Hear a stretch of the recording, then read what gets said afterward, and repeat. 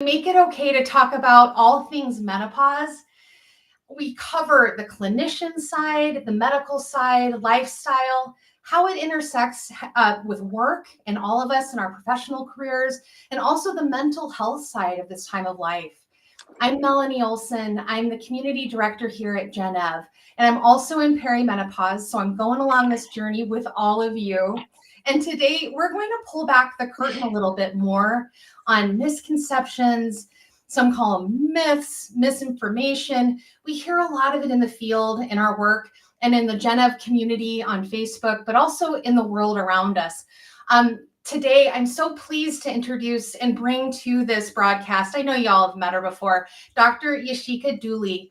Dr. Dooley is a Harvard-trained OBGYN physician, a fellowship-trained surgeon, and a women's health menopause expert. Her mission is to help women advocate for themselves and their health through the perimenopausal and menopausal period. And as a wife and mom, she understands the critical role that women play in their families and in their communities. And isn't that just the truth?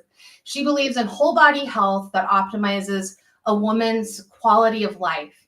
Welcome, Dr. Dooley. Thank you so much for joining us today. Absolutely. Thank you for having me. Absolutely. Well, we wanted to bring you on today to bring some of that evidence-based treatment and discussion to the table. There is one of the, it's so important that we recognize through all of our journeys, it's personal. We all have different ways of handling our menopausal journey. And so wanted you to, if you could just start us off with some of the misinformation and the myths that you hear in your world, and from the doctor's perspective, if you can kind of shed some of light on that for all of us. Yeah.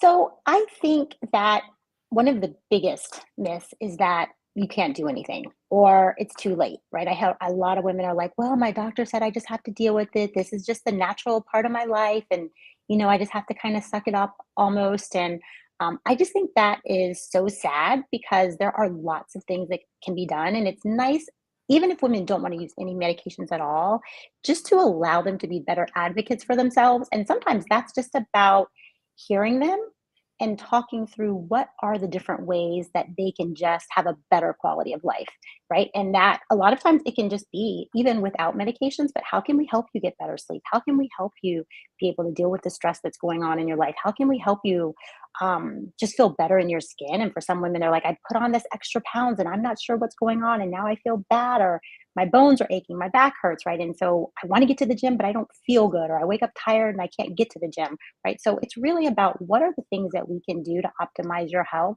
and to help you feel better with and without medication, because medication is not required, but it is an option. I want you to know what those options are.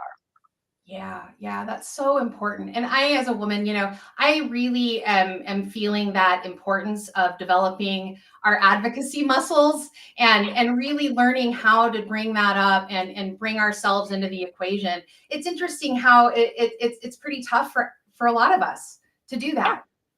it is. Well, and I think if you don't feel comfortable or if you don't feel knowledgeable, or sometimes people just feel like, well, my doctor would know. And if my doctor didn't say it, or if my doctor told me something, that must be the only answer. And so you feel like it's hard to make a comment or say something when you feel like your doctor is either not listening, or you feel like your doctor has kind of shut you down, or sometimes you're in the doctor's office and you feel rushed, right? You're like, I didn't have time to tell them all the things that were going on. And so all of those make it very hard to be able to advocate for yourself. And so it's like the more information people have, the more you feel comfortable speaking up. And sometimes what you need to do is like search out another doctor, but sometimes people don't even feel comfortable doing that. You're like, well, this is the doctor that delivered my kids and I've been with them for so long. I feel bad. I feel guilty, right? And so it's like you have permission to get whatever you need. And if you are with a provider that's not giving that to you, at least explore what else is out there, right? And I think that's one of the great things about Gennev is that we don't replace your doctor. We allow you to stay with your primary care doctor or your gynecologist, whoever delivered your babies, who you have a great relationship with and you feel like has really been with you for the past however long. And we can just really supplement whatever is going on, right? And that's what we are about. We're not going to replace, we're going to supplement. We are going to work alongside your doctor, your health provider, whatever, and just help get your questions answered. And work with whoever you are with to get you the health and the wellness and the feeling that you deserve. Yeah. Last week we were talking about it's a team, and you got to look at it like that. Like maybe if Yep. if you're creating a team for yourself, you've got this and this that helps with this.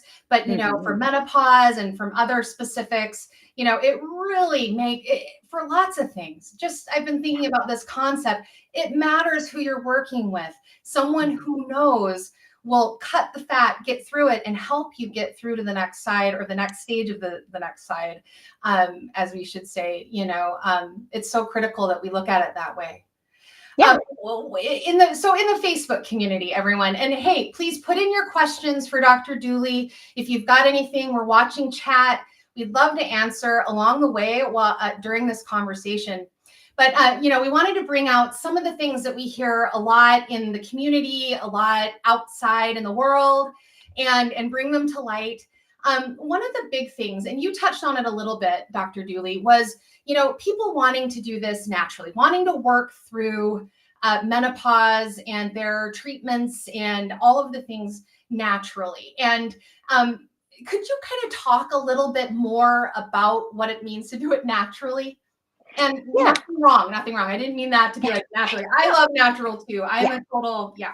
So Absolutely. Me too. I am always telling patients, like, I want to listen to you first and tell me what are your goals, right? And so when you're telling me natural, that actually means a lot of different things to different people. And so I never make an assumption of what natural means, right? And I always tell people, there are marijuana is natural, cocaine is natural, but that doesn't mean that that's necessarily what you want, right? So I'm like, yeah, tell me when you are saying natural, I don't want to make any assumptions about what that means. So in your own words, when you're saying, I want to do things more naturally, what does that mean? Because once I have a better idea, a better framework of what you want for your own health, then we can customize a plan, right? And so that's like a great way to start. And for some people, natural means I don't want to use medications, but I want to maybe use supplements, or I want to be able, figure out how to better my sleep. But by doing it with, I don't know, maybe meditation or yoga, for them, that's like natural, right? yeah, Or I want to be able to exercise more and I want to get natural endorphins from my own body because I'm exercising or because I'm sleeping better, right? And so I think that's one way to view natural. And then some people think if it's more plant based, that also for them is considered natural, but they're getting some of their plants maybe not just in food, but they're looking at like supplements, right? And so everybody's version of what natural is can kind of vary, right? And even some people will mhm, say, if I am using something like Premarin or something that comes from, horse urine, I consider that natural. It's coming from an animal. It doesn't have a lot of like other things, right? And so that's why I always tell people, like, tell me when you're saying natural, what does that mean? What does that look mhm. like for you? How do you want to feel? What are the things that you're okay using or doing? And what are the things that you're like, I really don't want to do this or talk about that right now? And then that gives us a guide as to how to move forward. Yeah, yeah.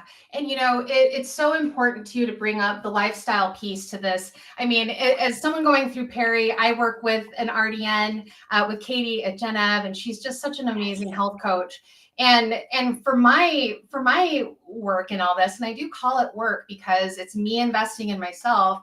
Yeah. Lifestyle's huge, and that's the most natural thing we can do. Yeah. Shore up that exercise regime, start adding, whatever. I've been doing strength training, and it's so hard for me to get out the door every single day. It really is so hard. And then every day I'm like, that was so awesome. I feel so good Yeah. after. But I just am amazed at how difficult it is for even just after all this evidence, it's still Mhm. hard for me to get out the door, So, but just wanted to kind of bring that up too. And what are your thoughts around that?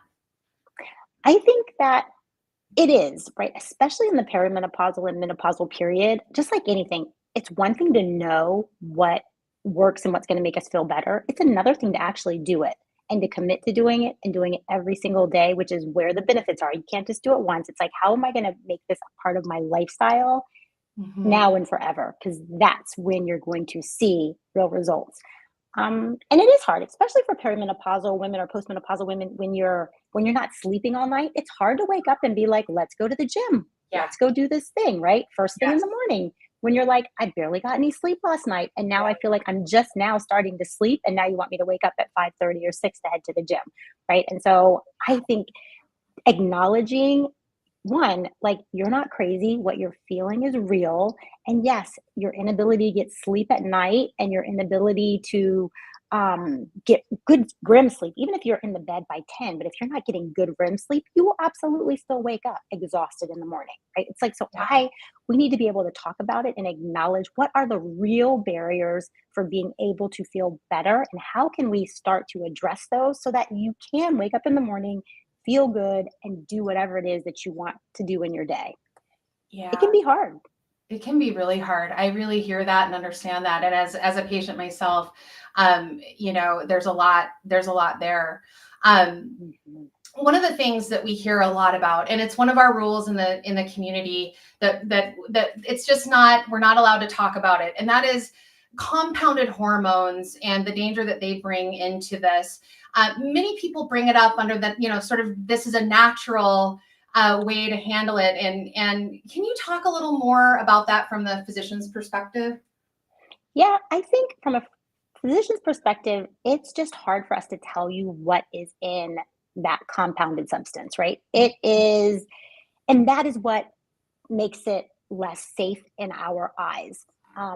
Even if I write you a prescription and you go to get it compounded, even in that same compounding pharmacy, there is no standard way that it is made, and there is no oversight um, about what is in that product, what is not in that product, how they make it, all of those things. And so that is the difference between what is FDA approved, Food and Drug Administration approved, right? And we Mhm. know when I give you a prescription, the Food and Drug Administration has already cleared it. I know what's in it. I know what's not, what is not in it. And it is going to be the same across the United States, right? Mhm. As opposed to compounding pharmacies, it's going to always change. There is no standard. And so one time you get the prescription and it's like this, and the next time you get the prescription from that same place and it's a little bit different.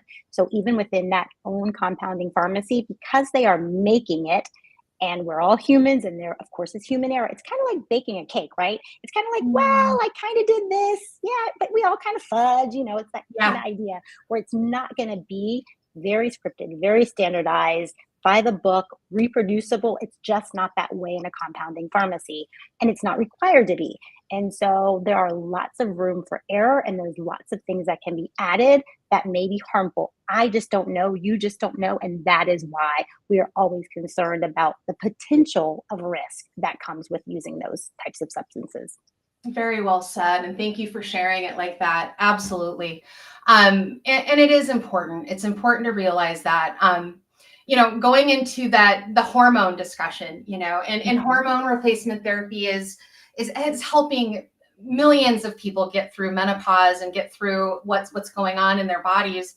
But there's also, it doesn't work for everyone, and there are some limitations, Yes. especially as we've been talking about breast cancer this month, breast cancer awareness.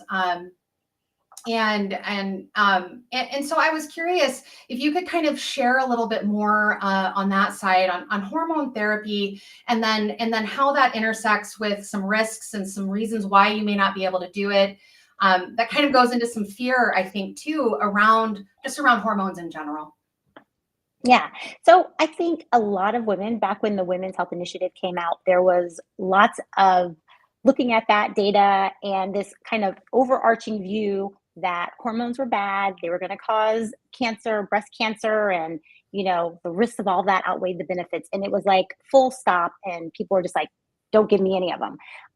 And unfortunately, it has taken many, many years and lots of data to kind of unwind what was just thrown out in the popular press. And of course, if people tell you that if they're taking something, they're going to get cancer, people are not going to want to do it. And it's hard to unwind that narrative that was put out there for so many years.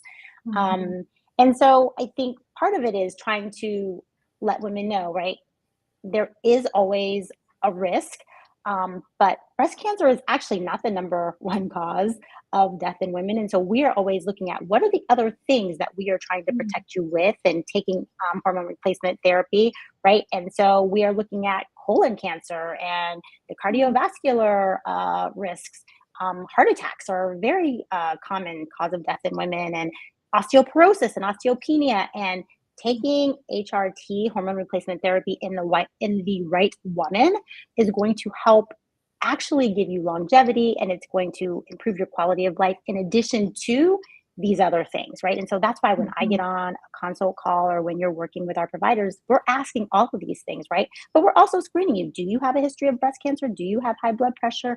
Do you have a history of blood clots, right? There are things that are going to put you at risk, and we're going to say, okay, it is too risky for you because these things may happen.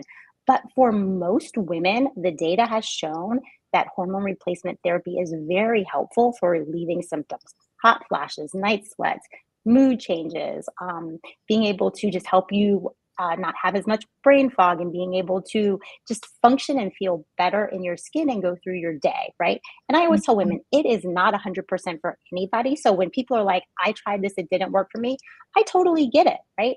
That absolutely is their experience. And I am never going to tell them no, right? But I also tell women, if you tried one thing, tell me what you tried.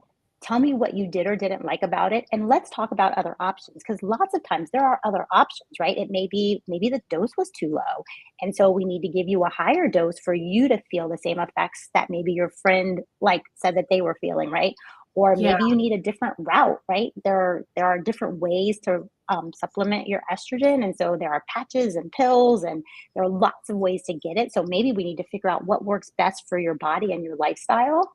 And so I think it's a bigger discussion. It's not a one size fits all. And so when you do anything as a one size fits all, there are going to be lots of people who are like, that didn't work for me.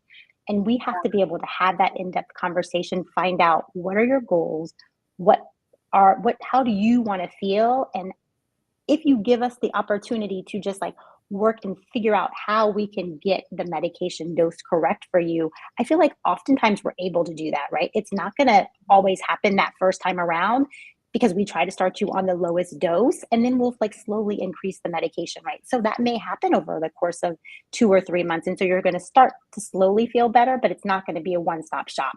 And I think there's just a combination of that, of having just a little bit of patience as we go through it to Yeah. make sure that we're relieving your symptoms, but I don't want to overload you. I want you to feel good. And it's like, how do we do that?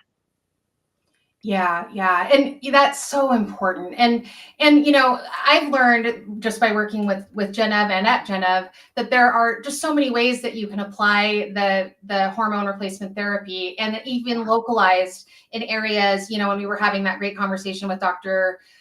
Rebecca Dunsmore Sue and Dr. Lisa Savage, we were discussing that if you have vaginal dryness, you may not take it in a patch form, but you may use it locally there to help. So what you're saying is, we do need to work with someone and kind of troubleshoot through those. What are the problems? What are we actually solving? Yeah. Um, one of the conversations we recently had was in the community was around balancing estrogen and progestin. Um, Mhm. a couple questions I've got. One, could you kind of talk a little bit about this? Someone was saying you need it to be balanced, and it was, but it's not a one size fits all as you've been describing. Can you share a little more about what that person maybe was thinking? Or Yeah. yeah. Absolutely. So when women are having symptoms, oftentimes it's because they don't have the estrogen. And so what we want to do is then supplement the estrogen. And we also, in women that still have a uterus, because when you supplement the estrogen, there is an increased risk of unopposed estrogen. So estrogen alone in a uterus, there is the increased risk of endometrial cancer. Those women absolutely need to have some progesterone. But there are lots of women who are like, I already had a hysterectomy Mm, or, something like that. And so in those women, you will find that they are only taking estrogen. They don't need the progesterone. Some women will still ask for it, and we can have that discussion and talk about the risks and benefits in those women. But you are not required for every woman to have estrogen and progesterone if they don't have a uterus. And so I think that's part of the discussion. Also, I think that sometimes people are like, well, when I was pregnant or when I was trying to Mm. get pregnant, my doctor always told me I have to have a balance of estrogen and progesterone. And I'm like, yes, in that situation, again, yes, but that's different than the perimenopausal and the postmenopausal woman. And so I just think it's a conversation where sometimes people have heard information and they're applying it as a one size fits all to every single case. And again, it's not. So that's why it really takes a matter of us discussing what is your history, what are the things that you're looking for, what are we trying to treat, and having to really customize what we're giving you, how we're giving it to you, and what all you need. And all of those questions have to be answered before we can do it. Yeah. And oh, I love that. So important. So, so important. Can you share a little more too around when HRT gets prescribed or when someone might be able to get into that if they're in peri or post or whatever part of the journey that they're on? Absolutely. So I tell women when you start having symptoms, you can absolutely begin that discussion, even if you're not ready to commit to medications, right? Mhm. And so there are some women who are perimenopausal, so they're still having cycles, even though they may be irregular, but I always tell them, as long as you're having a cycle, there's still a chance that you could get pregnant. And so we can talk about medications and what's going to be the best for you and how we would use it. So again, as soon as you start having symptoms, we can begin that discussion and we can talk about medication supplementation.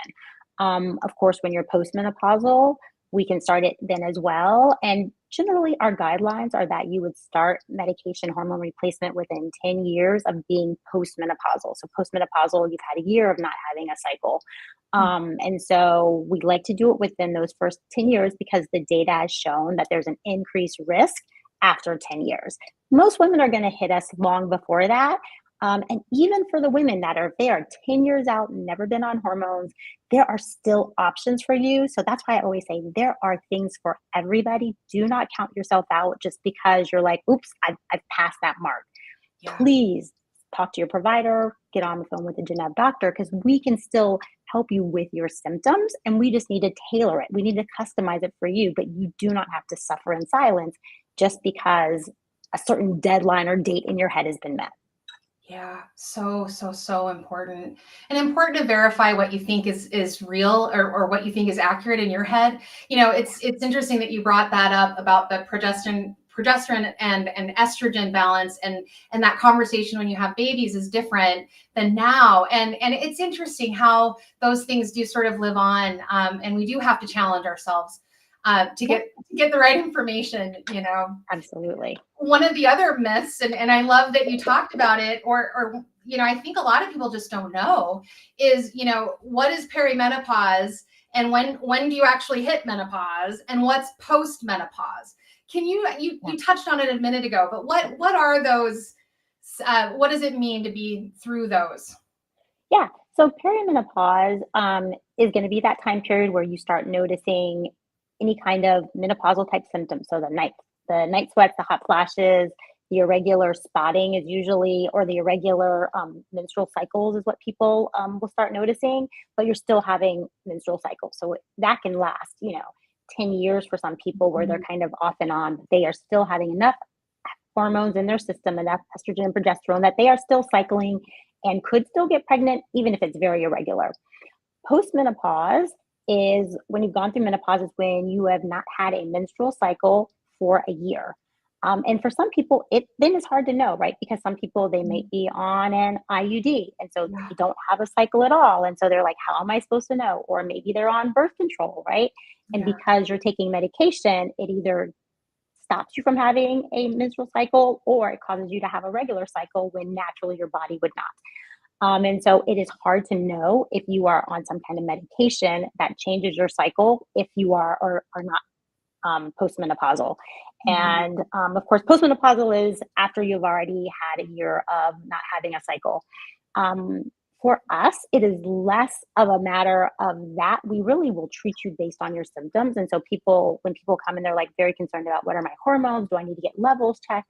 I'm like, we don't treat lab work because we know that depending on the time of the day, depending on where you are in your cycle, that cycle month, those lab values are going to fluctuate wildly And so when your doctor's like, oh, that's okay, I can just give you a medication or we don't need to draw blood work, that is why. It's not that we're not interested. It's just we know that if we take it at 3 p.m. today, it's going to be completely different than 2 a.m. tomorrow or 10 p.m. tonight.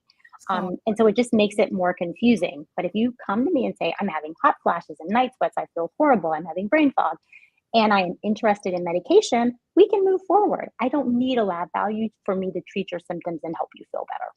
yeah, yeah. And you trust the patient and what she's Yeah, going through, and you're hearing that, absolutely. and, Yeah, and I have, I'm definitely in peri, I'm 47, and I have younger friends who are like, I think I'm, and it's like, yeah, you likely are going through something, you're feeling it, yeah, you're not crazy.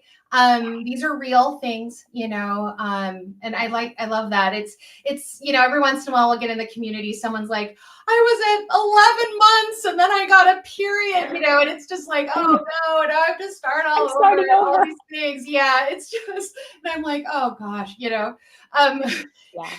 And it's, one thing I'll tell you for women that are interested in having more information, one of the things that Gennev does provide is that menopausal assessment, completely free. It's the questionnaire. And so it's a great way for you to take, I think it takes like maybe 10 minutes to take the questionnaire completely free. And then you will get a whole printout about kind of where you are in your menopause journey. I think it's good just to give you more information, right? Because it kind of tells you based on what you've answered, this is kind of where we would say you probably are in your menopause journey, how much longer it may take before you actually hit menopause. And it gives you just some information if you want to use that to then not only educate yourself, but when you go in to see your provider or your doctor, hop on the phone, you can be like, I've already kind of assessed some of these things. These are the symptoms. And now it makes it easier even to start that conversation and be able to advocate for your health. So for women that are just kind of like, I'm not sure, that's a great place to start. And getting on our website gives you lots of information once you've taken that assessment. yeah, so important. Thank you for saying that. Go to gennev.com and take the menopause assessment. I put it into our chat so you can quickly get to it. And you could also set up an appointment with Dr. Dooley herself. So, that would be amazing too. Yes. You would be lucky to be able to work with Dr. Dooley. We do have a question in the chat from Jody. How long can menopause last? Another great one. Yeah. There is no specific timeline. So I have talked to women who are still going through, so usually people are like, how long does perimenopause last? Or when are they going kind of before they're actually like completely postmenopausal? And that can last like 10 or 15 years because menopause is going to be after you have stopped, having your menstrual cycle for a year. And so that will go on until, you die. But for most women, they're kind of like, how long am I going to be in that perimenopausal phase, or how long will I have menopausal symptoms? Because just because you stop having a cycle, right, at, I don't know, say 51 or 52, it does not mean that you're not going to continue to have symptoms of the hot flashes and the night sweats. And that can go on for many people 10 years, 15 years. And so that's where we're like, you know what? Just because you've already stopped your cycle doesn't mean that we can't continue to help you feel better, to help you alleviate your symptoms and Mhm. do that either with or without medications. But it can go on for quite a while. So I never tell people, oh, once you've stopped your cycle, all these other things are going to end in a year or two. Highly Mhm. unlikely for most people. Yeah. Oh, we just got someone, Carol just shared, she's been going through 10 and a half years for her so far with symptoms. Yep. It's no joke. Very It's no common. joke. Yeah. Yeah. Very common. Yeah, very, very. In our last myth, the last thing we wanted to bring up, and there's so many more. We're going to continue to do these, listener. We're going to keep bringing these up and bringing Dr. Dooley on and other Gennev doctors to continue to talk about all of this. But one of the ones that we see a lot is I'll never be myself again. I'm never going to get through this. Yeah. Can you shed some light a little on that, Dr. Dooley?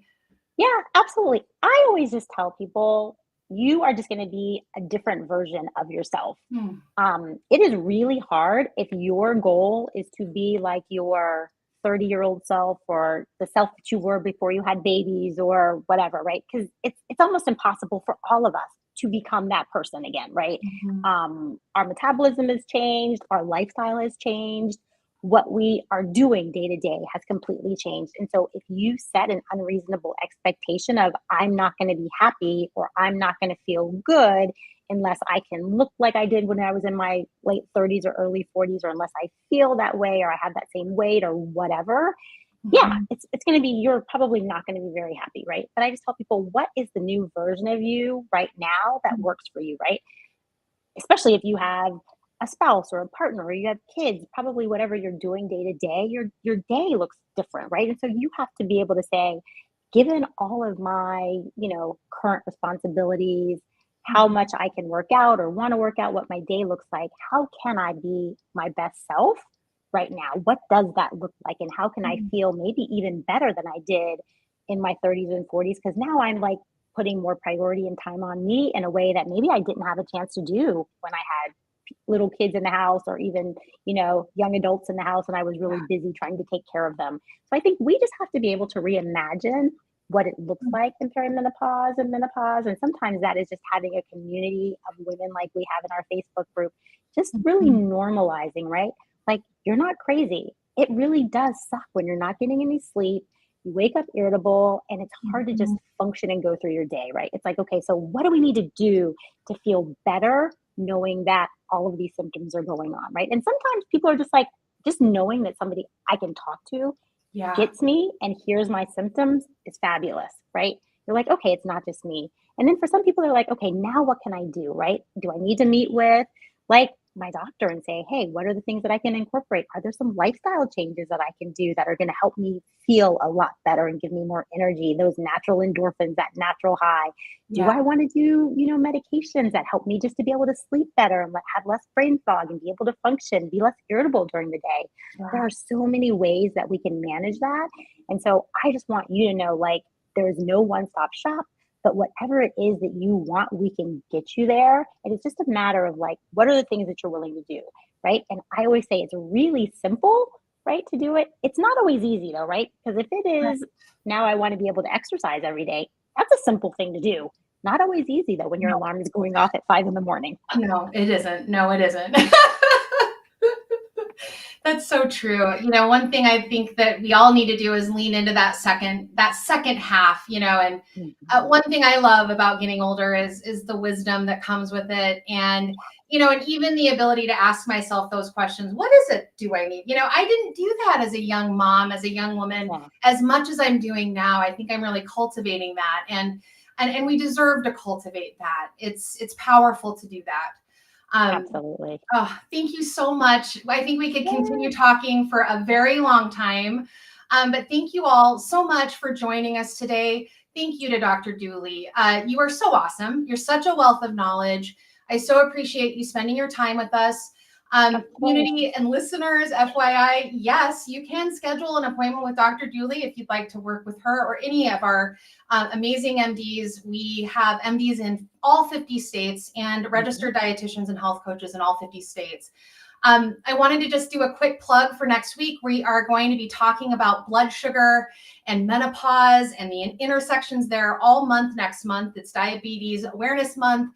And that is a big conversation for us to have as it relates to menopause and all of our journey going through that. One last thing, I'm here to remind you, you do not need to do this alone. As Dr. Dooley was saying, join our Facebook community. It's called Menopause Solutions by Gennev. There's over 8,300 women and people with ovaries in there. And they do truly see each other. It's one of the Yeah. beautiful parts of that community, because it's just lovely to watch that. There's also medical treatments and lifestyle treatments and great expertise for you to tap into. Go to www.gennev.com to book your appointment today and to check out our Learn section, full of free information, fantastic information to help you. We have doctors and health coaches again in all 50 states, and you can get connected usually within 3 to 5 days. Ladies, it's completely totally worth investing in yourself and in your quality of life. Mm. Um, Wonderful. All right. Thank you. We'll talk to you next week. Sure. Bye.